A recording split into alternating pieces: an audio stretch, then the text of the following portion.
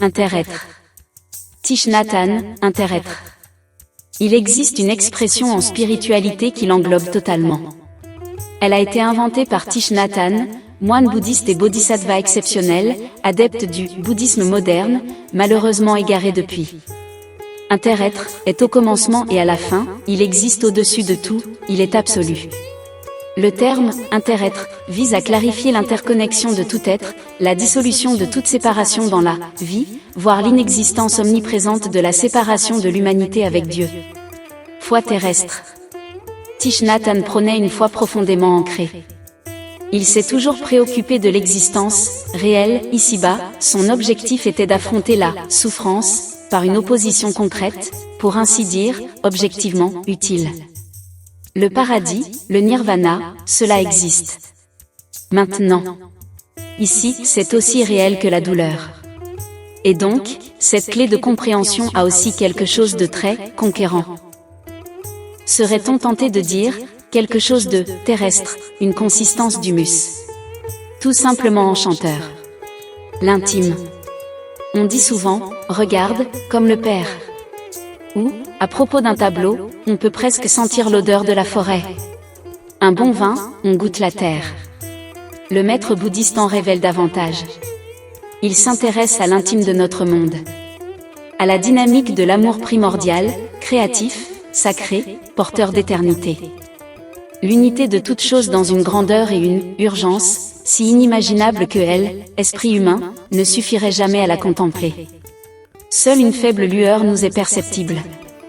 Ni naissance, ni mort. Le maître tient une feuille de papier blanc dans ses mains. Voici l'éternité. Il n'y a ni naissance ni mort. Il approche une flamme du papier, le place sur un bol en argent, où il brûle. La feuille de papier est-elle en train de mourir? Où est-elle née? Dans la Syrie? Où va-t-il? Vers un rien? Le papier se transcende. Il redevient ce qui était. Molécules dans la fumée, cendres, minéraux. Terre. Je ne suis jamais né, je ne meurs jamais. Je ne viens ni du nord, ni de l'ouest, ni du sud, ni de l'est, et je n'y vais pas. Je suis. Pluie, terre, soleil, la feuille de papier. Mais il y a autre chose à reconnaître dans l'existence de cette feuille de papier, avec une puissance égale, incomparablement plus grande. La graine d'un arbre, le soleil, la forêt, la pluie. Le ver, le cerf, le sanglier. Les lacs, la mer. Les montagnes et les vallées. Ceci est cette feuille de papier, elle flotte dans cette flamme, sa fumée noire. Ceci est l'être inconditionnel. La vie et la mort ne sont que des phrases. Ici, c'est tangible. La réalité sacrée.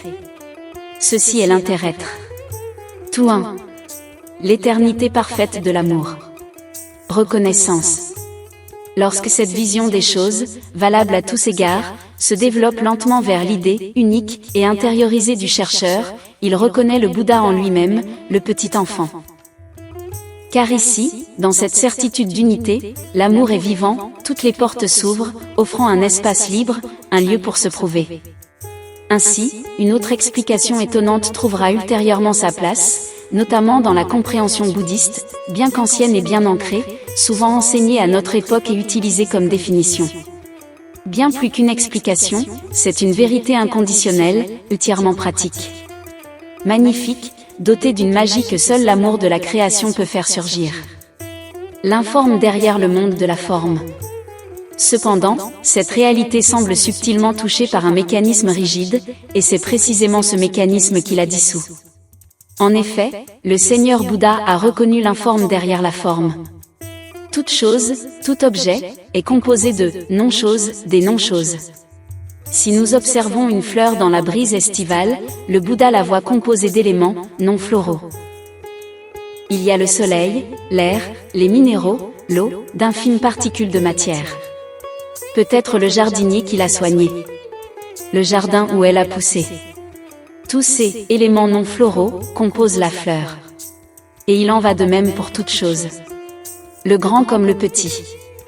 Nous appartenons ensemble plus qu'absolument. Nous sommes la planète, les univers. Uniques.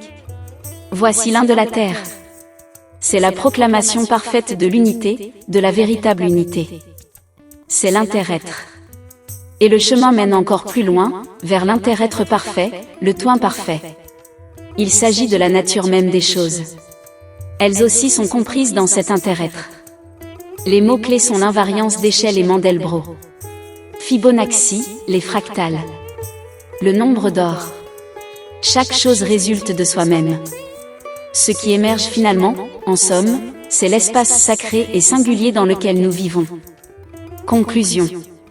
Pouvez-vous vraiment reconnaître à quel point ce lieu, créé par un Dieu endormi et rêvant, est sacré? Quelle beauté extraordinaire! Quelle perfection, quelle sécurité absolue, quelle intrépidité! La moindre peur n'a aucune raison d'être. Elle se révèle dans la structure même du monde, l'amour de la création. Nous ne faisons qu'un dans l'amour grandissant. Le monde est amour. Nous sommes amour. Si vous avez apprécié ce texte, n'hésitez pas à le partager avec vos amis. J'aime. N'hésitez pas à consulter notre site web www.12wort.de pour découvrir les nombreux livres de Tichoem. Je vous souhaite un excellent séjour.